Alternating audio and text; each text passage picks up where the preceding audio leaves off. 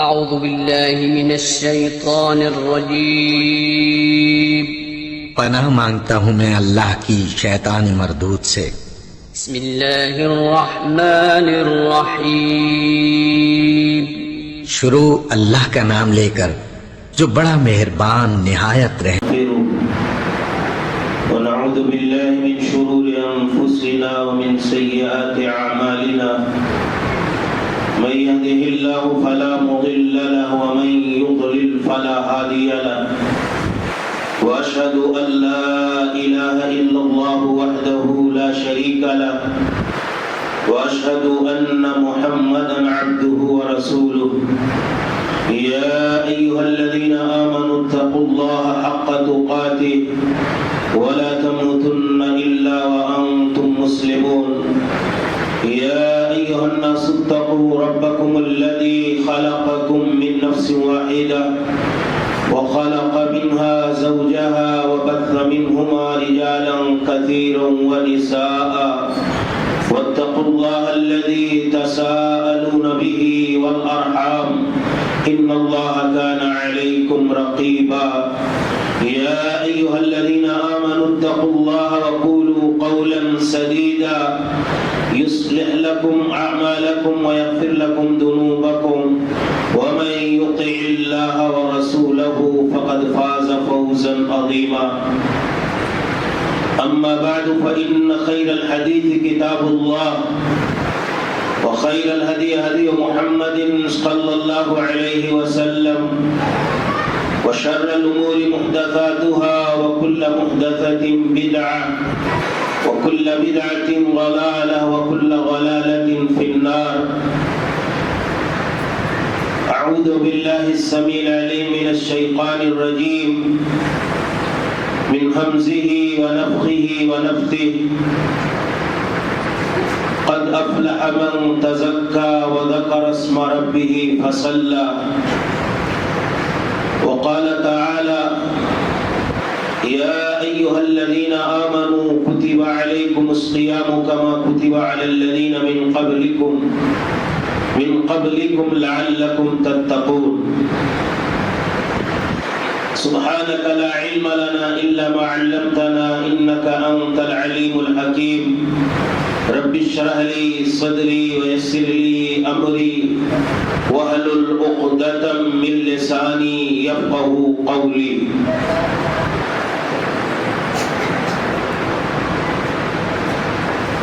آج کی اس دینی اصلاحی تربیتی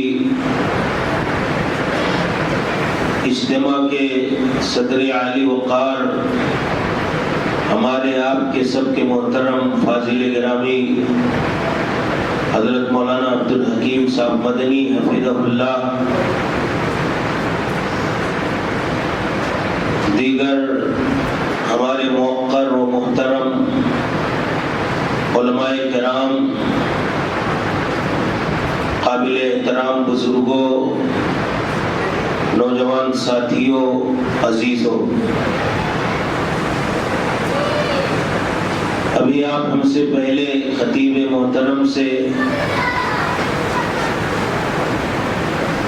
ہدایت کی اہمیت اور اس پر استقامت کی ضرورت اور اہمیت پر فاضلانہ خطاب سماعت کر رہے تھے۔ دینی بھائیوں، بزرگوں، نوجوانوں، یہ جو رمضان کا مہینہ آیا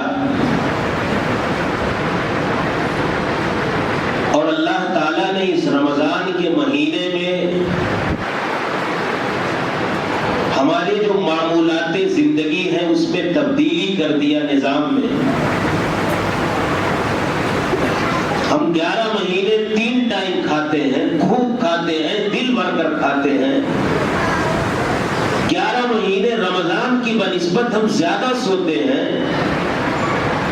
11 مہینے بڑے بڑے اور چھوٹے سارے شیاطین انسانوں کو گمراہ کرنے کے لیے، بھٹکانے کے لیے، صراط مستقیم سے صراط ضلالت پر لانے کے لیے آزاد ہوتے ہیں۔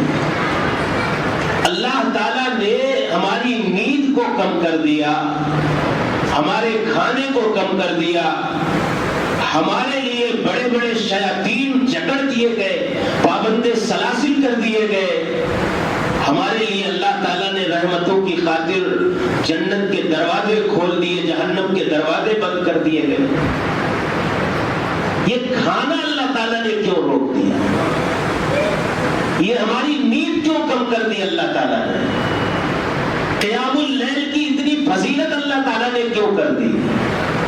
قرآن کریم کو سمجھنے اور تدبر اور تلاوت کی اللہ رب العالمین نے ہمیں کیوں اتنی اہمیت کے ساتھ دعوت دی؟ کیا اللہ تعالیٰ ہمیں مشقت میں ڈالنا چاہتا ہے؟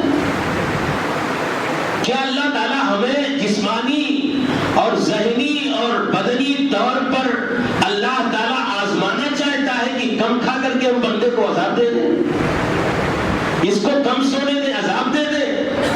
نہیں، اللہ تعالیٰ نے کہا یہ تعذیب نفس، تعذیب بدن، یعنی انسان کے نفس، انسان کی جان، انسان کی روح، انسان کے اعضائے جسمانی کو عذاب دینے کے لیے نہیں ہے، بلکہ تہذیب سنوارنے کے لیے، تربیت کرنے کے لیے، اصلاح کے لیے، تطہیر کے لیے، اور انسان کے ظاہر اور باطن کو اللہ تعالیٰ نے سدھارنے کے لیے طریقہ بنایا۔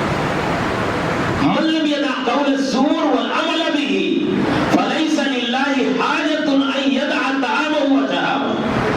اگر اللہ کا مقصد یہ ہوتا کہ میرا بندہ کھانا چھوڑ دے، اللہ کا مقصد یہ ہوتا کہ میرا بندہ پینا چھوڑ دے، اللہ کا مقصد یہ ہوتا کہ میرا بندہ کم سونا کر دے، اس کی نیند قربان ہو، اس کی نیند خراب ہو، تو اللہ تعالیٰ اس کو مطلوب اس کا ہوتا تو اس طرح سے اللہ تعالیٰ کا نہیں کہتا کہ رسول اکرم صلی اللہ علیہ وسلم نہیں کہتے کہ اللہ کو تمہارا کھانا اور پینا چھوڑنا مطلوب نہیں ہے، بلکہ اللہ تعالیٰ کو مطلوب یہ ہے کہ بندہ اپنی زبان، اپنی شرمگاہ، اپنے بدن، اپنے دل، اپنے باطن، اپنے پیٹ، اپنی ساری چیزوں کی اصلاح کرے اور وہ کھانا پینا نہ چھوڑے، بلکہ اپنے اللہ رب العالمین نے کہا من لم یدع قول الزور والعمل به، جھوٹ بولنا، جھوٹ پر عمل کرنا، جھوٹی گواہی دینا، جھوٹے فریب کے طریقے اپنانا، کوئی بھی گناہ کا راستہ اختیار کرنا۔ صحابہ کیا کہتے تھے کہ روزہ صرف یہی نہیں ہے کہ آپ کھانا چھوڑ دیں، آپ پینا چھوڑ دیں، آپ کسی اور چیز اپنی شہوت کی تکمیل اور اپنے خواہشات نفسانی کو پورا کرنا چھوڑ دیں، بلکہ آپ کی زبان، آپ کا کان، آپ کی آنکھ، آپ کے اعضائے جسمانی بھی وہ سارے گناہ چھوڑ دیں جو اللہ رب العالمین کے غضب اور ناراضگی کا سبب ہے۔ یہی تو صوم ہے نا۔ صوم کیا ہے؟ رک جانا، حلال چیزوں سے رک جانا، عام دنوں میں بیوی سے مجامعت کرنا، ہم بستر ہونا، یہ بندے کے لیے حلال ہے۔ عام دنوں میں ہمارے لیے کھانا 24 گھنٹہ حلال ہے، عام دنوں میں پینا ہمارے لیے 24 گھنٹہ حلال ہے، عام دنوں میں ہمارے لیے دوسری اور ساری چیزیں درست اور جائز ہیں، لیکن اللہ کی مرضی اور خوشنودی کی خاطر ہم نے حلال اور جائز چیزوں کو بھی چھوڑ دیا۔ یہی انصاف الصوم کا معنی رک جانا، کنٹرول کی صلاحیت پیدا ہو جائے بندے کے اندر، قابو کرنے کے، کسی چیز پر اپنے آپ کو پابند بنانے کی عادت ڈالنے کے لیے۔ تو میرے بھائیوں، آج میں جو یہ بتانا چاہتا ہوں آپ کو کہ یہ رمضان میں کھانا پینا، سونا اور دیگر قرآن کریم کی تلاوت کے لیے اللہ کا ابھارنا، یہ بندے کو آزمائش اور عذاب میں ڈالنے کے لیے نہیں ہے، بلکہ اللہ تعالیٰ کا ہمارے اس باطن، ہمارے اس نفس، ہماری اپنی زبان، ہماری اپنے کان، ہماری اپنی سماعت و بصارت اور آنکھ کی اصلاح اور تربیت کا ایک کیمپ ہے، ٹریننگ کیمپ، تربیتی کیمپ ہے۔ 1 مہینے کا اللہ تعالیٰ نے، 11 مہینے کیا ہوتا ہے؟ شیطان بڑے آزاد ہوتے ہیں، چھوٹے آزاد ہوتے ہیں۔ مسجدیں اس طرح سے رمضان میں کیوں آباد ہوتی جو عام دنوں میں نہیں آباد ہوتی؟ گناہ کا ہماری زندگی میں تناسب بنسبت رمضان کے 11 مہینوں میں زیادہ ہوتا ہے۔ صلی اللہ علیہ وسلم نے فرمایا کہ ان المؤمن اذا اذنب ذنبا نقطۃ سوداء فی قلبہ، بندہ جب گناہ کرتا ہے تو ایک گناہ سے اس کے اس باطن پر، اس کے اس نفس پر، اس کے اس دل پر ایک سیاہ نقطہ پڑتا ہے، اور وہی جب گناہ برابر کرتا ہے تو دھیرے دھیرے سیاہ نقطے اس کے دل کو مکمل زنگ آلود کر دیتے ہیں، جس کو اللہ تعالیٰ نے کس سے تعبیر کیا ہے؟ ران کلا بل ران علی قلوبہم ما کانوا یکسبون۔ ان کے سیاہ کرتوتوں، کالے کارناموں اور گناہوں کے اعمال کے باعث اللہ تعالیٰ نے ان کے دلوں کو زنگ آلود کر دیا، مورچہ لگ جاتا ہے، بالکل سمجھ رہے ہیں، ایک دم خراب ہو جاتا ہے۔ تو اللہ رب العالمین نے کہا کہ جب بندہ گناہ کرتا ہے تو سیاہ نقطہ پڑتا ہے، اور گناہوں کا آدمی کا پیمانہ جو ہوتا ہے زیادہ ہوتا ہے، تو سیاہ نقطے پڑھتے پڑھتے بندے کا دل کالا ہو جاتا ہے، ایک دم سیاہ ہو جاتا ہے، نہ اس کو کسی عالم کی بات اس کے دل میں اثر انداز ہوتی ہے، نہ اللہ کا خوف اور تقوی اس کے دلوں کے اندر کچھ جاگتا ہے، نہ اللہ کے دین کی طرف رجوع، نہ اللہ کی ذات کی طرف رجوع، نہ اللہ سے تعلق اور اللہ رب العالمین کے دین سے وابستگی کا کوئی جذبہ اس کے اندر پروان چڑھتا ہے، اور دھیرے دھیرے وہ انسان شیطنت کی راہ پر چلا جاتا ہے۔ تو یہ اللہ تعالیٰ نے کہا کہ اگر ایسے مستقل سال بھر اور زندگی کے سارے سال اللہ تعالیٰ چھوڑ دیتا تو یہ دل اس لائق ہو جاتا کہ علاج ہی نہیں ہوتا اس کا، لیکن اس سیاہی کو کم کرنے کے لیے، اس مرچے اور زنگ کو چھڑانے کے لیے، ہماری ایمانی کمزوریوں کو دور کرنے کے لیے، روحانی قوت کو تقویت دینے کے لیے، ہمارے باطن کی اصلاح اور اوور ہالنگ کے لیے اللہ تعالیٰ نے جو اس کے اندر خرابیاں آئی ہیں، کیسے آپ ڈاکٹر سے جاتے ہیں، اپنے بدن کے چیک اپ کراتے ہیں، کوئی کمی آئی ہے تو اس کی اصلاح ہوتی ہے، ڈاکٹر اس کا علاج کرتا ہے، تو ایسے اس روح کا، اس روحانی زندگی کا اور اس باطن اور نفس کا علاج کرنے کے لیے اللہ تعالیٰ نے یہ سسٹم اور نظام اور یہ ٹریننگ کیمپ 1 مہینے کے مدرسے کی شکل میں رکھا ہوا ہے۔ یہ مدرسۃ الصیام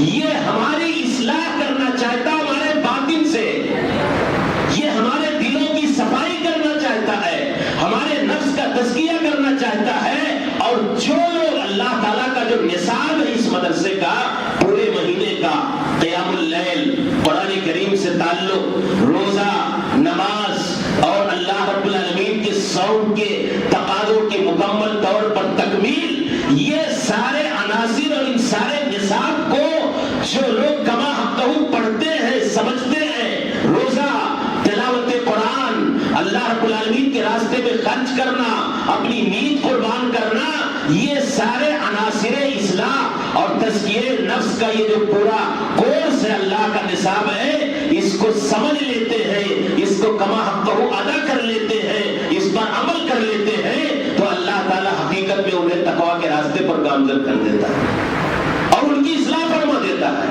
اور اگر وہی لوگ جو رسمی طور پر دل کی گہرائی کے ساتھ ان کا تعلق قرآن سے نہیں ہوتا، دل کی گہرائی کے ساتھ روزے کے تقاضوں پر عمل نہیں کرتے، کتنے لوگ ہیں آپ بتاؤ، کتنے لوگ ہیں جو روزے کا مطلوب ہے کہ اللہ تعالیٰ نے کہا کہ ایک بندہ اگر حالت صوم میں ہے اور اس کو کوئی دوسرا فریق گالی دے تو وہ بندے سے گالی کا جواب گالی کے انداز میں نہ دے، کیا کہے؟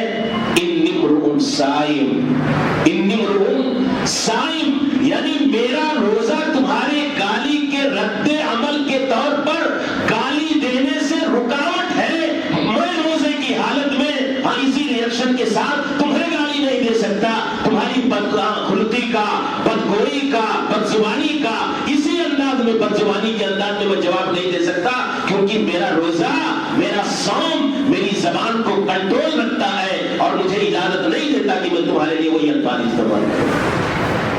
یہ روزہ جھوٹ بولنا نہ چھوڑے۔ اب آدمی اگر یہ روزوں کے تقاضوں پر غلط دیکھے نا، ساری چیزوں کی طرف، قرآن کریم ہم لوگ پڑھتے ہیں، جو اصل اللہ تعالیٰ کی حکمت ہے، غرض و غایت عنایت ہے. قرآن کریم ہم پڑھتے تو ہیں لیکن قرآن کریم کا حق صرف یہی نہیں ہے کہ اللہ، اسی لیے ہم اس مدرسے میں مسلمانوں کی ایک بڑی آبادی فیل ہو جاتی ہے، ٹریننگ کیمپ ہمارا ناکام ہو جاتا ہے. مہینے بھر تو شیطان کی جکڑ بندیوں کے باعث ہم اللہ کے گھر سے اپنا رشتہ و تعلق اور اپنا ناطہ اور اپنا لگاؤ اور اللہ کے دین سے سب کچھ جوڑ کر کے رکھتے. ابھی عید کا دن آئے گا ظہر کی نماز میں، جو شعبان کے مہینے میں 29 تاریخ کو کیفیت تھی، سوال کی پہلی تاریخ میں وہی حال ہوگا مسجدوں کا. عید کے دن ہم شیطانوں کی طرح آزاد ہو کر کے ہماری قوم، ہمارے نوجوان، ہمارے بچے، ہماری نئی جنریشن حلال چیزوں سے جو بچ رہی تھی اللہ کی خوشنودی کی خاطر، وہی عید کے دن حرام کو اپنے لیے جائز سمجھ لیتے. فلموں کی ریلیز کا دن، بے حیائی اور فحاشی کا دن عید کا دن بن گیا شہروں میں. تو یہ کیوں نہیں ہوتا ہے میرے بھائیوں؟ یہ جو اللہ تعالیٰ کا مقصد تھا کہ یہ ہمارے دل کی صفائی ہو جائے، ہمارے دل کی تطہیر ہو جائے، ہمارے باطن کی اصلاح ہو جائے، ہمارے نفوس کی تہذیب اور تربیت ہو جائے، اللہ تعالیٰ ہمارے دلوں کے اندر تقویٰ ڈال دے، اس کی وجہ یہی ہے کہ نہ تو ہم صوم کے تقاضوں کو سمجھتے ہیں اور صوم کے تقاضوں پر عمل کرتے ہیں اور صوم کے تقاضوں کی پابندی کرتے ہیں. اور میں عرض جو کر رہا تھا قرآن کریم پڑھنا، تو ہم نے قرآن کریم کی تلاوت کو محض عبادت سمجھ لیا جو بلا شبہ عبادت ہے. ورق گردانی کو پارا گننا، صفحات گننا، کہ ہم نے اتنے بار قرآن ختم کر دیے. اللہ کی قسم معاف کیجیے گا مجھے کہ کتنے لوگ ہیں جنہوں نے ایک جز، ایک پارا رمضان کریم میں، رمضان مقدس میں انہوں نے سمجھ کر کے پڑھا ہو اس بڑی ویڈیو. کیا قرآن کریم اللہ تعالیٰ نے اس لیے نازل کیا کہ ہم ایمان لے آئے، اس کی تلاوت کر لیں؟ نہیں. علماء نے کہا قرآن کریم کے 5 حقوق ہیں اور ہر حق کا ادا کرنا ہر صاحب ایمان کے لیے ضروری ہے. اختصار کے ساتھ پہلا حق یہ ہے کہ ہم ایمان لائیں کہ اللہ کی نازل کردہ کتاب منزل من اللہ ہے، آسمانی اور ربانی اور رحمانی کلام ہے. دوسرا حق یہ ہے کہ اس پر ایمان لانے کے بعد اس کی نیتی اور ثواب کی امید سے تلاوت کی جائے. تیسرا حق یہ ہے، اللہ تعالیٰ نے کہا اِنَّا أَنزَلْنَاهُ إِلَيْكَ کتاب مبارک لِيَدَّبَّرُوا آیاتِ. ہم نے اس مبارک کتاب کو نازل اس لیے کیا ہے تاکہ لوگ اس کی آیات کو سمجھیں، اس میں تدبر کریں، غور کریں، اس کے معنی اور مفاہیم کو سمجھیں. تو تیسرا حق یہ ہے کہ ہم اس کی آیات کو، اللہ کے میسج اور پیغام کو، ربانی اور رحمانی کلام کو سمجھنے کی کوشش کریں. اور جب سمجھیں گے نہیں، اتنا بڑا انسان اس دنیا کا ظالم ہے. کمپنی کا کسی میسج کوئی آ جائے موبائل میں انگریزی زبان میں، اور بھنگان کا دھندا ہو، کوئی اور چیز کا دھندا ہو، بینک کا میسج آ جائے، نہیں سمجھ میں آتا ہے تو 10 آدمی کو لے جا کر کے دکھاتا ہے کہ دیکھو بھیا یہ کیا میسج ہے. ایک ایک پوائنٹ پہ ڈسکس کرتا ہے لوگوں سے کہ بھائی یہ اس کا مطلب کیا ہے. نہیں شرح صدر ہوا، نہیں اطمینان ہوا، دوسرے کے پاس پہنچتا ہے. لیکن ہمارے رب کا، رب عظیم کا، رحمان و رحیم کا، ہمارے خالق و مالک کا جو کلام ایک میسج اور پیغام کی شکل میں ہمارے انسانوں کے لیے، مسلمانوں کے لیے نازل ہوا تھا، اس ربانی اور رحمانی پیغام کو سمجھنے کے لیے اس امت مسلمہ کے پاس کوئی لانے عمل نہیں، کوئی ترتیب نہیں ہے، کوئی منصوبہ نہیں ہے، کوئی پلاننگ نہیں ہے. اور اب تو ظلم کی شکل یہ ہو گئی کہ جس ربانی کتاب کی تشریح اور تفسیر رسول اکرم صلی اللہ علیہ وسلم نے 23 برس کی مدت میں اللہ کے رسول صلی اللہ علیہ وسلم کی سیرت و سنت کے ذریعے سے کروائی تھی، آج ہم نے پیشہ ورانہ طور پر 30 دن میں اور ہر دن میں 40 منٹ میں قرآن کریم کو لا کر کے امت کے سامنے پیش کر دیا اور اس کو مطمئن کر دیا اور کہہ دیا کہ ہم نے تم کو پورا قرآن سمجھا دیا. یہ انصاف نہیں ہے. یہ اللہ کا کلام، اس کی عظمت اور اس کی حالت یہ ہے کہ رسول اللہ کے رسول صلی اللہ علیہ وسلم کے صحابی بیان کرتے کہ من اراد العلم فلیصور القرآن فإن فیہ علم الاولین والآخرین. یہ گنجیلے علوم و معارف ہے، یہ سرچشمے ہدایت ہے، دنیا کے سارے علوم اور معارف کا خزانہ ہے. جس انسان کو دنیا کا کوئی علم و فن حاصل کرنا ہو، اللہ کے اس کلام میں غور کرے، تدبر کرے، اس میں گہرائی کے ساتھ جائے۔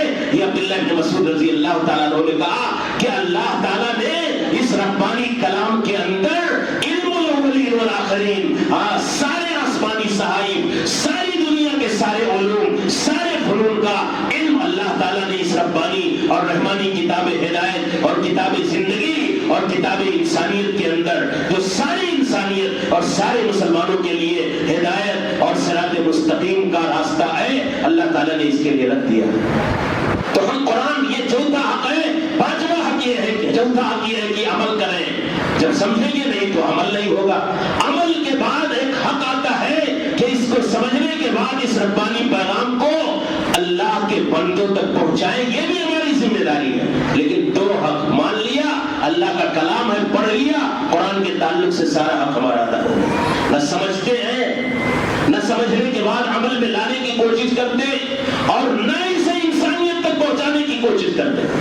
یہ قرآن کے حقوق ہیں۔ تو میں یہ کہہ رہا تھا کہ آپ جب غور کریں گے کہ یہ تربیتی نظام اور کیمپ جو اللہ نے ایک مہینے میں ہمارے گناہوں سے، ہماری معصیت سے، ہمارے دل کی غلاظتوں سے، ہمارے باطن کی نجاستوں سے، ہمارے دل کی خرابیوں سے، ہمارے امراض قلب سے پاک کرنے کے لیے جو اللہ تعالیٰ نے نصاب اور سسٹم رکھا تھا، کہیں نہ کہیں اس نصاب کو سمجھنے اور اس نصاب پر عمل کرنے میں ہمارے یہاں کمزوری پائی جاتی۔ یہی وجہ ہے کہ اس مدرسے میں ہم فیل ہو کر کے نکلتے، نہ ہمارا اندر اللہ کا تقوی پیدا ہو پاتا ہے، نہ ہمارے باطن کی اصلاح ہو پاتی ہے، نہ ہمارے نفوس کا تزکیہ ہو پاتا ہے، نہ ہمارے نفس اور دلوں کی تربیت اور تہذیب ہو پاتی ہے۔ تو کیا ہوتا ہے، نہ رمضان کے روزوں کے تقاضوں پر عمل کرتے، نہ قرآن کریم کو سمجھ کر کے ہم پڑھتے ہیں، اور اسی طریقے سے اپنی زبان پر کنٹرول رکھنا، سونا کم کرنا۔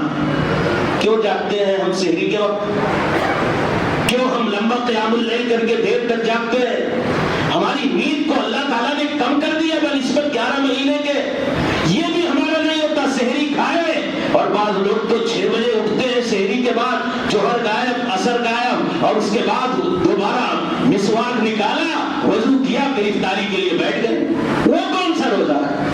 نیند کی حالت میں سو کر کے گزار دینا، پورے دن روزے کی حالت میں گزارنا، نیند کی حالت میں گزارنا، یہ سارا عمل۔ یہی وجہ ہے کہ میرے بھائیوں، اللہ کا جو مطلوب ہے کہ ہمارے دل کی تطہیر ہو جائے، ہمارے نفس کا تزکیہ ہو جائے، ہمارے باطن کی اصلاح ہو جائے، ہمارے دلوں کا میل کچیل، اس کے امراض اور اس کا جو وائرس ہے ہماری روحانی زندگی میں، وہ ختم ہو جائے۔ ہم نہ روزوں کے تقاضوں پر عمل کرتے، نہ قرآن کریم کو تدبر کے ساتھ پڑھتے، نہ روزوں کے تقاضوں کو ادا کرتے، نہ ہم اپنی نیند پر کنٹرول کرتے، نہ ہم اپنی زبان پر کنٹرول کرتے، نہ ہم دین کو سمجھنے کے لیے جو ہمیں وقت دینا چاہیے اس پر عمل کرتے ہیں۔ اسی لیے کسی سلف میں سے اللہ والے نے کہا تھا کہ دواء القلب خمسہ، دل کی جو بیماریاں ہیں، ان بیماریوں کے علاج کی 5 چیزیں ہیں جن سے دلوں کی بیماریوں کا علاج ہوتا ہے، اور وہ کیا ہے؟ قراءۃ القرآن بالتدبر، قرآن کریم سمجھ کر کے پڑھنا، اللہ کے میسج کے طور پر پڑھنا، محض تلاوت نہیں کرنا، تدبر کے ساتھ پڑھنا۔ وخلاء البطن، پیٹ کا خلا، روزہ رہتے تو پیٹ خالی ہو جاتا ہے، تو یہ جسمانی فائدے کے علاوہ روحانی فائدے بھی ہیں ہماری اس روزے کے۔ تو یہ جب پیٹ خالی ہوتا ہے تو ہمارے اس دل کو روحانی طور پر طاقت ملتی ہے۔ تزکیہ جو اللہ کا مطلوب ہے، تقوی پیدا ہونا، یہ انہی چیزوں سے پیدا ہوتا ہے۔ قرآن کریم کو تدبر کے ساتھ پڑھنا، پیٹ کا خالی ہونا، وہ قیام اللیل، رات کی نمازیں، یہ اہل ایمان کا شعار، یہ اللہ کے بندوں کی نشانی ہے۔ تصور نہیں تھا سلف کے زمانے میں، فجر کی نماز تو چھوڑیے کہ قیام اللیل کوئی، داؤد الطائی کسی کے گھر پہ پہنچے فجر کی اذان کے پہلے، تو پتا چلا کہ وہ سو رہا ہے، تو انہوں نے کہا کہ ایسے بھی اللہ والے جو اس وقت سویا کرتے ہیں۔ یہ مسلمانوں کی شناخت تھی۔ مسلم سماج کا منظرنامہ یہ ہوتا تھا کہ فجر کی نماز نہیں، قیام اللیل کے وقت کسی کے سونے پر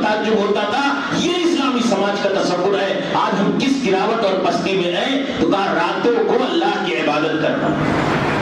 والتضرع عند السحر، سحری کے وقت، جب ہم عام دنوں میں تو ایسے فضیلت کے وقت میں جاگ نہیں پاتے، جب اللہ سمائے دنیا پر نزول فرماتا ہے اور کہتا ہے کوئی استغفار کرنے والا میں اسے بخش دوں، ہے کوئی بیمار جو اپنی شفا کا فریاد رکھے اللہ کی بارگاہ میں اسے صحت و تندرستی عطا فرما دوں، ہے کوئی روزی کا طلبگار میں اسے روزی دے دوں.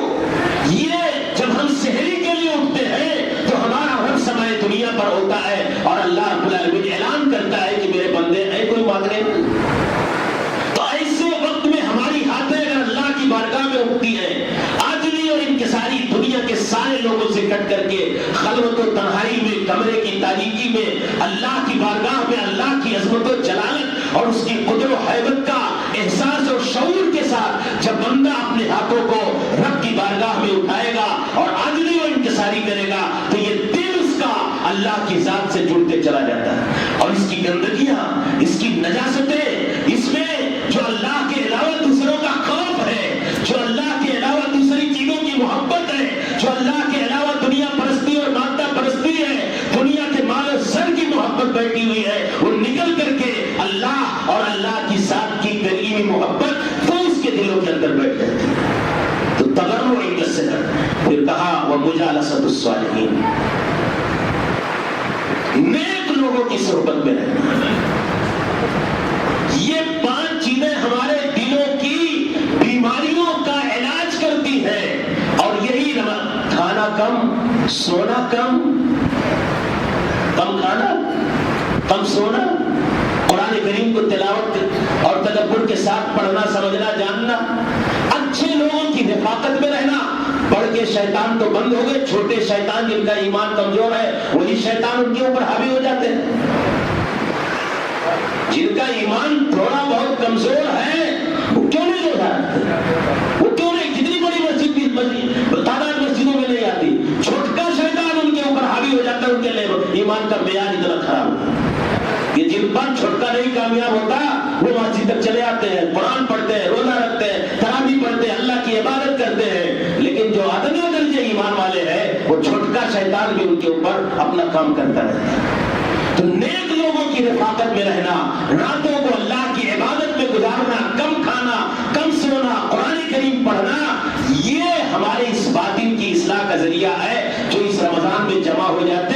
لیکن یہ سب کرنے کے بعد ہمیں حاصل نہیں ہوتا. اللہ تعالیٰ نے کیا کہا کہ اے ایمان والوں، یہ روزہ ہم نے تمہارے اوپر فرض اس لیے کیا لعلکم تتقون، تاکہ تم متقی بن جاؤ.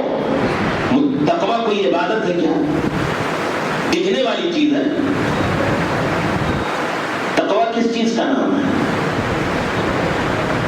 اللہ کیا کہہ رہا ہے کہ میں نے روزے یہ فرض کیے 30 دن تم کو بھوکے رکھ کے تمہارے حلال چیزوں کو تمہیں پابند کر دیا، تمہارا کھانا کم کر دیا، تمہارا سونا کم کر دیا، تمہاری نیند ہم نے تم سے چھین لی، تمہاری خواہشات نفسانی پر ہم نے حالت صوم میں تمہارے اوپر پابندی لگا دی جو کہ تمہارے لیے حلال اور جائز ہے، بسا اوقات تمہارے لیے عبادت کے درجے میں ہے. یہ کیوں کیا ہے؟ تاکہ تم متقی بن جاؤ، اللہ کا تقویٰ تمہارے اندر پیدا ہو جائے.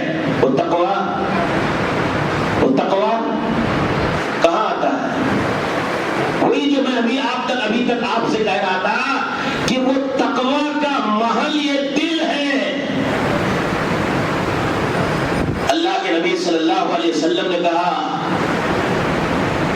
3 بار کہا التقویٰ ہا ہونا، التقویٰ ہا ہونا، التقویٰ ہا ہونا، وَيُشِيرُ إِلَى صَدْرِي، وَيُشِيرُ إِلَى صَدْرِي. اللہ کے نبی سینے کی طرف اشارہ کرتے ہوئے کہہ رہے تھے کہ تقویٰ کا محل اور تقویٰ کی جگہ یہ ہے. تقویٰ یہاں پیدا ہوتا ہے. تم متقی کب بنو گے؟ جب اس کو اللہ کے خوف سے، اللہ کے تقویٰ سے آباد کر لو گے، اپنے نفس کا تزکیہ کر لو گے اور اپنے باطن کی اصلاح کر لو گے اور اس دل میں اللہ کے خوف کے علاوہ کسی اور دوسرے کا خوف نہیں بسے گا. اور جب یہ دل یہی نہیں صحیح ہو پاتا ہے ہمارا، یہی تزکیہ جو رمضان آیا ہے ہے ہمارے اس باطن کا تقویٰ، وہی تزکیہ نفس، تطہیر باطن، اصلاح نفس، تہذیب نفس کے لیے جو اللہ تعالیٰ نے دیا ہوا، ہم اس میں ناکام ہو جاتے ہیں۔ اللہ کے نبی دعا کرتے تھے اللہم آت نفس تقواہا وخیر من زکاہا انت ولیہا و مولاہا۔ کتنے لوگوں کو دعا یاد ہوتی؟ اور سچائی کے ساتھ سوچئے گا کہ کتنے لوگ اس دعا کو رمضان کے مہینے میں، ابھی آپ ہدایت پر بات کر رہے تھے شیخ محترم، کتنے لوگوں نے اللہ سے یہ فریاد مانگی ہے دل کی حاضری کے ساتھ اور رب کی عظمت و قدرت کے شعور و احساس کے ساتھ، دل کی گہرائی کے ساتھ اللہ سے اس بات کی فریاد کی ہو کہ اللہ تو ہمارے اس دل کو اپنے تقوی سے آباد کر دے، اس نفس کو متقی بنا دے، اس کی عظمت کا یقین نہیں ہے، اس کی عظمت کا احساس نہیں ہے، اور اس تقوی کی ہمیں جستجو اور طلب نہیں ہے، اور اس کی قیمت اور حیثیت کا اندازہ نہیں ہے۔ اسی لیے ہم اللہ سے یہ نہیں مانگتے۔ پیارے رسول گرامی صلی اللہ علیہ وسلم، جن کا قلب اطہر جبریل امین نے پھاڑ کر کے سارے وائرس قیامت تک کے لیے ان کے دل سے نکال دیے تھے، وہ پیارے نبی اور دل کے سب سے پاک نبی، دل کے سب سے اچھے نبی رسول گرامی صلی اللہ علیہ وسلم اللہ سے مانگتے تھے اللہ میرے دل کو متقی بنا دے، میرے اس نفس کو تقوی عطا فرما دے، وزکیہ انت خیر من زکاہا، اے اللہ ہمارے اس دل کا تزکیہ کر دے، تو ہی اس کا بہترین تزکیہ کرنے والا ہے، اسے پاک کرنے والا ہے، اسے سدھارنے والا ہے، اسے سیدھی راہ دینے والا ہے، اسے صراط مستقیم پر چلانے والا ہے۔ اللہ سے دعا کرتے کہ اللہم ثبت قلبی علی طاعتک، یہ ہمارے رسول کی دعا ہوتی تھی۔ شیطان دوڑتا ہے انسان کے بدن میں خون کے ساتھ، تو یہ شیطان کے دوران کو اور اس کی دوڑ کو روکنے اور کنٹرول کرنے میں جو چیز رکاوٹ بنتی ہے، یعنی کم کھانا کم سونا۔ رسول اکرم صلی اللہ علیہ وسلم نے کہا جتنے تم سو گے، جتنے تم کھاؤ گے، اتنے تمہارے دل پہ روحانیت کی کمزوری ہوگی۔ تو اللہ کے نبی اپنے نفس کے تزکیے کی دعا مانگتے تھے، اور اللہ تعالیٰ نے کہا قد افلح من تزکا، جس نے اس دل کو پاک کر لیا۔ تزکیہ کا کیا معنی؟ تزکیہ کا کیا معنی؟ تزکیہ کے لیے دو مرحلے ہیں۔ رمضان جو آئے تو میں نے یہی استقبال رمضان کے موضوع پر کہا تھا کہ توبہ کریں اللہ سے اور اس دل کو پاک کر لیں۔ تزکیہ ایک گلاس سمجھ لیجیے آپ، اس باٹل میں دو اس کے مراحل ہیں، ایک تخلیہ اور ایک تحلیہ۔ تخلیہ کا معنی جیسے ایک باٹل ہے، گندا پانی بھرا ہوا ہے، اس گندے پانی کو ہم نے نکال کر کے اس گلاس سے پھینک دیا تو کیا کر دیا؟ تخلیہ کر دیا۔ اب اس دل کے اندر گندگیاں کیا ہے جانتے ہیں؟ سب سے بڑی گندگی شرک، سب سے بڑی نجاست اور غلاظت شرک ہے۔ کوئی بندہ، اللہ رب العالمین نے کیا کہا کہ مشرک نجس ہیں، یہ شرک نجاست ہے۔ تو یہ شرک سب سے بڑی نجاست، اس کے بعد بدعت سنت کے مقابلے میں تیسری گندگی اور غلاظت ہے معصیت، نافرمانی اللہ کی۔ چوتھی کیا ہے؟ بہت ساری جو امراض ہیں، بیماریاں ہیں، نجاستیں ہیں، کینہ، کپٹ، حسد، جلن، نفرت، عداوت، دشمنی، کسی کے بارے میں برائی چاہنا، کبر کے ساتھ رہنا، فرعونیت کے ساتھ جینا، گھمنڈ کے ساتھ جینا، اپنے آپ کو بہت بڑا سمجھنا، کسی کو حقیر سمجھنا، یہ کہاں ہوتا ہے؟ یہ دل میں ہوتا ہے۔ کہاں ہوتا ہے؟ کبر کوئی بولتے ہوئے چلتا ہے، پیشانی پہ لکھ کے رکھتا ہے کہ میں متکبر ہوں؟ نہیں، اس کے عمل سے ظاہر ہوتا ہے، اس کے باطن میں ہوتا ہے۔ کسی آدمی کو حقیر سمجھتا ہے، کسی غریب کو، کمزور کو، مجبور کو لاچار سمجھتا ہے، اسے ذلت و خواری کی نگاہ سے دیکھتا ہے، یہ کبر ہے۔ تو کہا کہ یہ سارے امراض باطنی، یہ دل کی بیماریاں ہیں، وائرس ہے دل کا، پہلے آپ ان کو نکال کر کے پھینکیے، پھر شرک اگر ہے تو اس کی جگہ پہ توحید ڈال دیجیے، پاک سب سے پاکیزہ ہے، بدعت اس کی جگہ پہ سنت۔ یہ تقلیہ کے بعد تحلیہ کا مرحلہ ہے جسے تزکیہ کہا جاتا۔ پھر کہا کہ معصیت کی جگہ پہ اللہ کی اطاعت، کینہ، کپٹ، حسد کی جگہ رمضان اپنے دل کے اندر ایک دوسرے کی نصر و ہمدردی، ایک اپنے بھائی مسلمان بھائی کے ساتھ خیر خواہی، ایک مسلمان بھائی کے ساتھ ہمدردی، ایک مسلمان بھائی کے ساتھ محبت، ایک مسلمان بھائی کے ساتھ اچھا سلوک کرنے کا جذبہ، ایک مسلمان بھائی کی پریشانی پر خوش ہونے کے بجائے اس کی پریشانی پر پریشان ہونا، اپنے لیے جو پسند کرے وہی اپنے بھائی کے لیے پسند کرے، اس کی مصیبت اور دکھ میں اس کا ساتھی بن جائے۔ یہ ہے تزکیہ کہ خرابیوں کو نکال کر کے پھینک دیا جائے اور اچھائیاں ڈال لیا جائے۔ اگر ہم نے رمضان سے پہلے گناہ سے توبہ کیا تھا، کینہ اور کپٹ سے اپنے دلوں کو پاک کر لیا تھا، اور یہ ساری چیزیں اپنے دل میں ہم ڈالنے میں کامیاب ہو گئے ہیں، توحید ڈال لیا ہم نے، سنت کی محبت ڈال لی ہم نے، معصیت کے بجائے طاعت کا جذبہ اپنے دلوں کی گہرائیوں میں راسخ کر لیا ہم نے، اور کبر و عداوت و دشمنی، کینہ و کپٹ، بغض و نفرت کی جگہ پہ ہم نے ایک دوسرے کے ساتھ رسو خیر خواہی، ہمدردی اور محبت و الفت کا، اور ایک دوسرے کے ساتھ غم گساری کا جذبہ اپنے دل میں اندر ڈال لیا ہے، تو گویا کہ ہمارے دل کا یہ تزکیہ ہو گیا اور ہم پاک ہو گئے۔ اور اللہ نے کہا قد افلح من تزکا، جس نے اپنے اس دل کو پاک کر لیا وہ کامیاب ہو گیا۔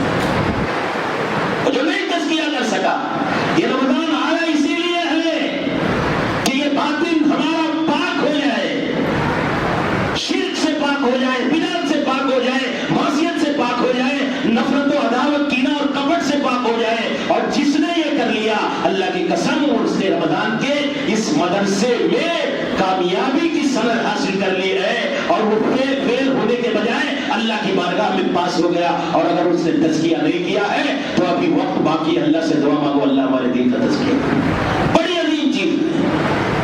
والشمس وضحاها والقمر اذا تلاها والنهار اذا جلاها والليل اذا يغشاها والسماء وما بناها والارض وما طحاها ونفس وما سواها فالهمها فجورها وتقواها۔ کبھی سورت کو شروعات کے ان ربانی اور رحمانی قدرت کی نشانیوں کو پڑھا ہے، سمجھا؟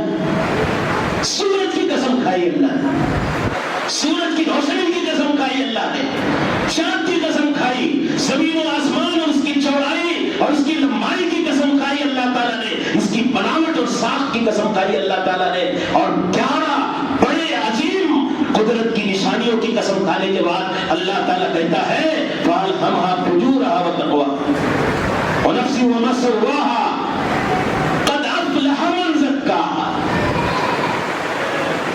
اس نفس کو جس نے پاک کر لیا، اس دل کا جس نے تزکیہ کر لیا، اس دل کو جس نے صاف کر لیا اپناپ سے، اتنے لوگوں کے دلوں میں ساری بیماریاں پلک رہی ہیں۔ کون کبر سے اپنے دل کو پاک کر لے جاتا ہے؟ کون دوسرے کو حقیر سمجھنے سے پاک کر لے جاتا ہے؟ کون پوری انسانیت اور اپنے سماج اور معاشرے کے بھائیوں کے تعلق سے ہمدردی کے جذبے کے ساتھ دوبارہ جینے کا سلیقہ اور شعور اپنے اندر پیدا کر لے جاتا ہے؟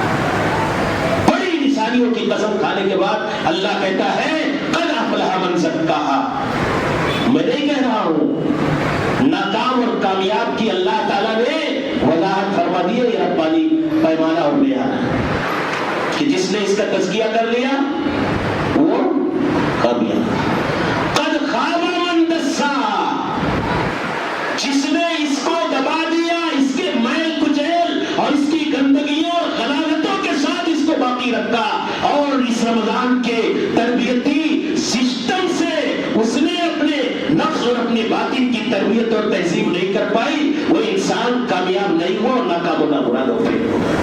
یہ رب کا کلام ہے، یہ رب کا پیمانہ ہے۔ اس لیے میرے بھائیوں، یہ رمضان جو آیا ہے اور اللہ تعالیٰ کہتا ہے جب یہ صحیح ہو جائے گا، اللہ نے کان پر پابندی لگائی، غلط سنو مت روزے میں، زبان پر پابندی لگائی، غلط بولو مت روزے میں، آنکھ پر پابندی لگائی، غلط دیکھو مت روزے میں، شرمگاہ تک پابندی لگا دی اللہ تعالیٰ نے کہ اس کا استعمال الگ طریقے سے بالکل نہیں کر سکتے، بیوی کے ساتھ بھی نہیں کر سکتے۔ یہ کس لیے کیا؟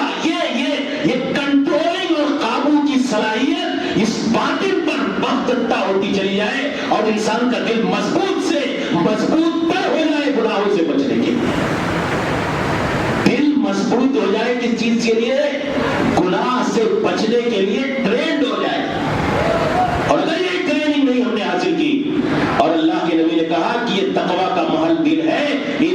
صلحت صلح الجسد کلہ. جب یہ صحیح ہوگا، اس کی تطہیر کر لو گے، اسے اللہ کے خوف سے تقوی سے آباد کر لو گے، اللہ کی محبت اور رسول کی محبت سے معمول کر لو گے، اور دین کی محبت سے سرشار کر لو گے، اور اپنے بھائیوں کی ہمدردی اور خیرخواہی سے آباد کر لو گے، تو اللہ تعالیٰ کہتا ہے یہ دل جب صاف ہو جائے گا تو یہ کان اپنے آپ اچھی بات سنے گا.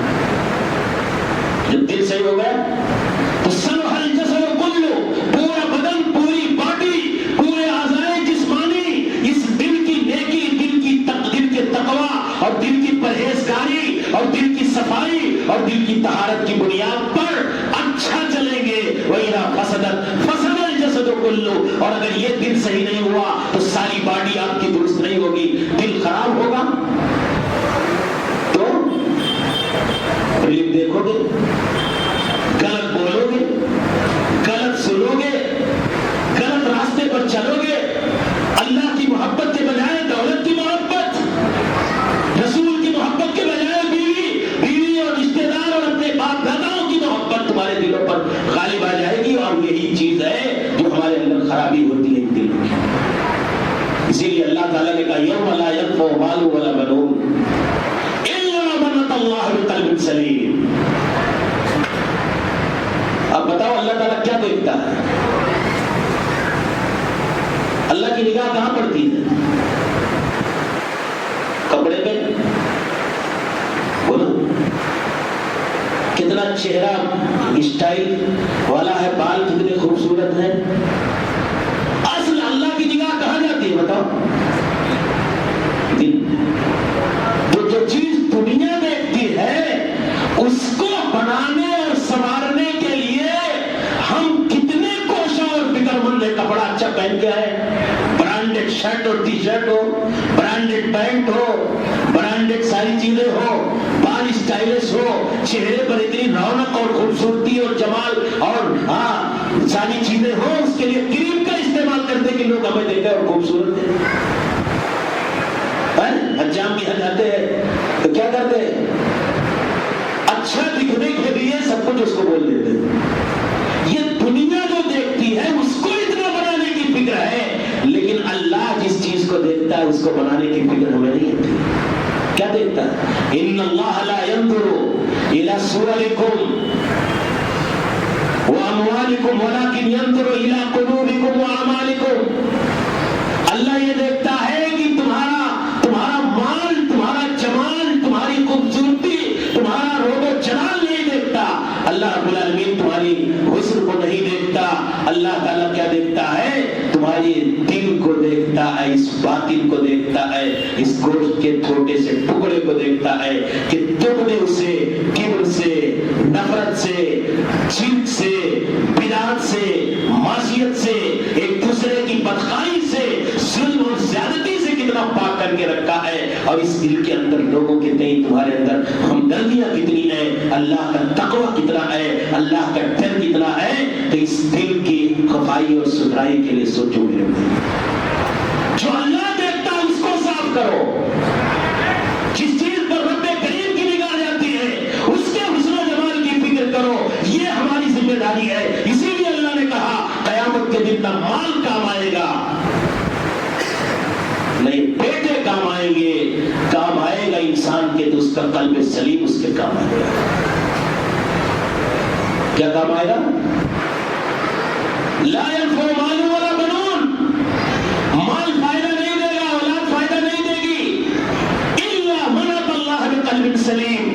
جو قلب سلیم لے کر کے آئے گا اللہ تعالیٰ اس کو کامیابی کے راستے سے ہمکنار.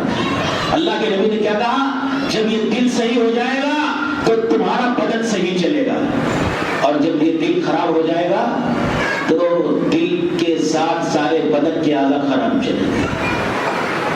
ایک مثال دوں گا. کبر کی جگہ کیا ہے؟ کبر کہاں ہوتا ہے انسان کے دل؟ کوئی آدمی متکبر ہوتا ہے، یہ مرض ہے دل.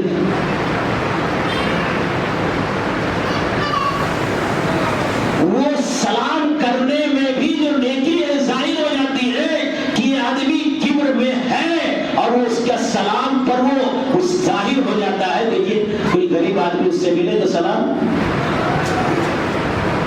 نہیں کرے گا. امیر آدمی ملے تو بڑے پرتپاک انداز میں اس سے ملے گا. غریب آدمی اس سے سلام کر لے تو جواب دینے کا انداز اتنا اچھا نہیں ہوگا. امیر آدمی سلام کرے تو جواب بڑے چاک سے دے گا. تو یہ کہاں سے بنتا ہے؟ یہ جو انداز بنتا ہے یہ یہاں سے بنتا ہے. وہ انداز کون سی وجہ بن رہی ہے؟ کبر بن رہی ہے. کبر کی وجہ سے اس کے اس برتاؤ میں اگر اس کا دل کبر سے پاک ہو جائے، عام ہو، تو سلام امیر اور غریب کے سلام میں اس کی زندگی میں کوئی فرق نہیں ہوگا. بہت ساری مثالیں ہیں. تو میں عرض یہ کر رہا تھا میرے بھائیوں، اس رمضان کے آنے کا ایک مقصد اللہ کا تقویٰ اور تزکیہ باطن. اللہ نے جو کھانے سے روکا، سونے سے روکا، عبادت کی طرف دعوت دی، زیادہ عبادتیں تراویح کی شکل میں اور دوسری شکل میں ہوئی. یہ عذاب دینا مقصد نہیں ہے اللہ کا، مشقت میں ڈالنا مقصد نہیں ہے. مقصد یہ ہے کہ ہمارے باطن کی اصلاح ہو جائے، ہمارے دل کا تزکیہ ہو جائے، ہمارے نفس کی تہذیب ہو جائے، ہمارے نفس کی تربیت ہو جائے. تو ایک تو یہ تزکیہ نفس اور اللہ کا تقویٰ. تیسری چیز اللہ کی مراقبت، اخلاص. کتنے لوگ اس پہ روزے سے ہیں، کون نہیں ہے کیا پتا، سوائے اللہ کے کوئی نہیں جانتا. یہ روزے کی عبادت ریاکاری، کوئی بھی عبادت ہو اس میں دکھاوا ہے. نماز ہو، حج ہو، عمرہ ہو، تقریر ہو، قرات ہو، لیکن روزہ ہے کون کون سوائے اللہ کے کوئی نہیں جانتا. الصوم لی وانا اجزی بہ، میں روزے سے نہیں ہوں، گیا تنہائی میں باتھ روم میں نہا رہا ہوں، بیوی بچے کوئی نہیں دیکھ رہے، ٹھنڈا پانی بسلری نکالا فریج سے اور چپکے سے پی لیا. کون جانتا؟ کوئی نہیں جانا. لیکن میں نہیں پی رہا ہوں. کیوں نہیں پی رہا ہوں؟ کہ اس اللہ کے لیے، کہ اللہ رب العالمین میرا اس کے تئیں کتنا خلوص ہے. میرا اللہ اس روزے کو فاسد کر دے گا، میرا روزہ اللہ کی جانکاری کی وجہ سے خراب ہو جائے گا. تو ایسے بندہ جس روز اخلاص طلب کے ساتھ یہ روزہ رکھتا ہے، کوئی پیشانی پہ لگا کے نہیں چلتا، کوئی مائک لے کے اعلان کرتے ہوئے نہیں چلتا ہے کہ میں روزے سے ہوں، میں روزے سے ہوں، سوائے اللہ. تو ساری عبادتوں میں تفصیل کے ساتھ اس پہ پڑھنا چاہتا تھا، وقت بڑی تیزی سے دوسری طرف چلا گیا. تو میرے بھائیوں، اخلاص یہ اس رمضان کے روزے کا بنیادی پیغام ہے کہ زندگی کی تمام عبادات میں جیسے اللہ کے لیے تم نے اس روزے کو رکھا ہوا ہے، کوئی ریاکاری نہیں، کوئی اعلان نہیں، کوئی تشہیر نہیں، کوئی دکھاوا نہیں، کوئی نمود نہیں، کوئی نمائش نہیں، کوئی پرچار اور پرسار اور اشتہار بازی نہیں. ایسے ہی دنیا میں بندے کا ہر نیک عمل اللہ کے لیے خالص ہونا چاہیے. اور یہ عبادتوں کی روح، عبادتوں کی روح نکل جائے تو بدن خراب، اخلاص کا فقدان ہو تو عمل برباد. اللہ کے یہاں شرط اولین ہے کہ بندے کا عمل دنیا کا چھوٹا یا بڑا کام، چھوٹی یا بڑی عبادت، چھوٹی یا بڑی نیکی خالص اللہ کی رضا اور خوشنودی کی خاطر ہو. دنیا کی کوئی منفعت، دنیا کا کوئی مفاد اس کے پیچھے نہ ہو. تیسرا پیغام میرے بھائیوں یہ ہے کہ ہم تنہائی میں بھی کچھ نہیں کھاتے، خلوت میں بھی کچھ نہیں کھاتے. مراقبت کتنا عظیم احساس اللہ کا ہو جاتا ہے کہ اللہ مجھے دیکھ رہا ہے، اسی لیے تو نہیں پانی پیتے. اور میں کمرہ بند کر کے پی لیتا ہوں، سب کو بولے روزے سے ہے، کمرہ بند کے کھانا کھا لے اور بولے روزے سے ہے. کوئی جان پائے گا کہ آپ روزے سے ہیں کہ نہیں ہے؟ لیکن روزے کا عادت تو گیا، ایمان ہمارا ہو گیا، روزہ خراب ہو گیا.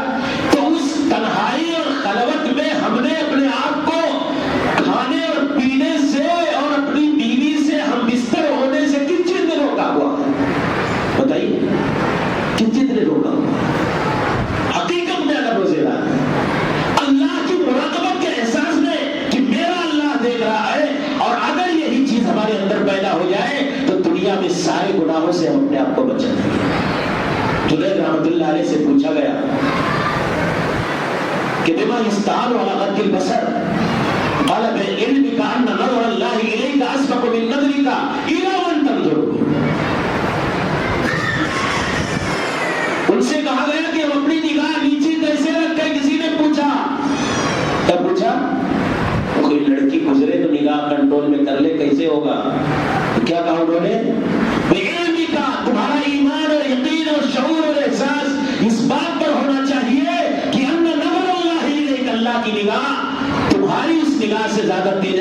کسی لڑکی کو دیکھ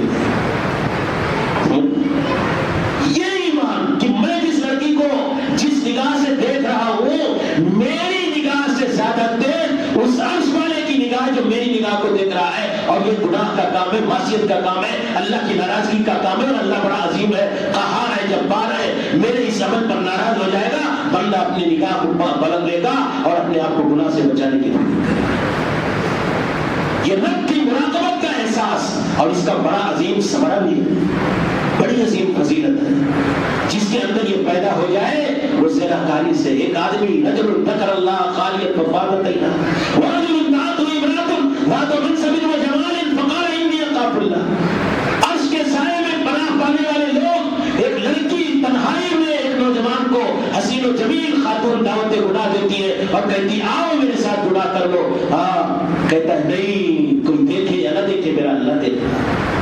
تو روزہ ہم نے بچایا اس کے لیے کہ میرا اللہ دیکھ رہا۔ ایسے ہر گناہ سے بچو، ایسے ہر گناہ کو اللہ دیکھ رہا۔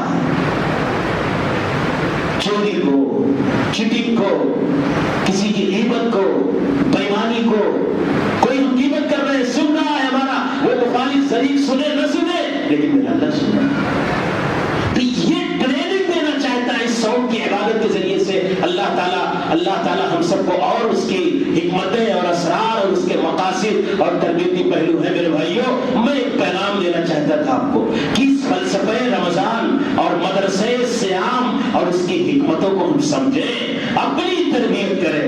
یہی اصل مقصود ہے اللہ کا۔ خلاصہ یہی ہے کہ ہمارے نفس کا تزکیہ ہو جائے، ہمارے باطن کی اصلاح ہو جائے، ہمارے دلوں کی تغییر ہو جائے، ہمارا تعلق خاطر رب کی ذات سے مضبوط اور مستحکم ہو جائے، ہمارے دلوں کی گندگیاں، نجاستیں، غلاظتیں، ناپاکیاں نکل کر کے اس کی جگہ پہ اللہ کا تقویٰ، اللہ کی محبت، توحید کی محبت، دین کی محبت، اسلام کی محبت، قرآن کی محبت، شریعت کی محبت اور نظام شریعت کی محبت ہمارے دلوں کے اندر بیٹھ جائے۔ یہ ایک مہینے کا تربیتی کیمپ اللہ تعالیٰ نے ہماری زندگی کے نظام میں سال بھر میں اسی لیے رکھا ہوا ہے۔ علماء تربیت کرتے ہیں، قرآن کی تلاوتیں ہماری تربیت کرتی ہے، ہماری عبادتیں ہماری تربیت کرتی ہے، اور اس میں ہم کامیاب ہونے کی اللہ سے دعا مانگے کہ اللہ ہماری اعمال کو قبول فرما دے، اللہ ہماری نیکیوں کو قبول فرما دے، اللہ تعالیٰ ہمیں اپنے نفس کی اصلاح کی توفیق عطا فرما دے۔ اور یہ دعا پڑھتے رہو، اللہم آت نفسی تقواہا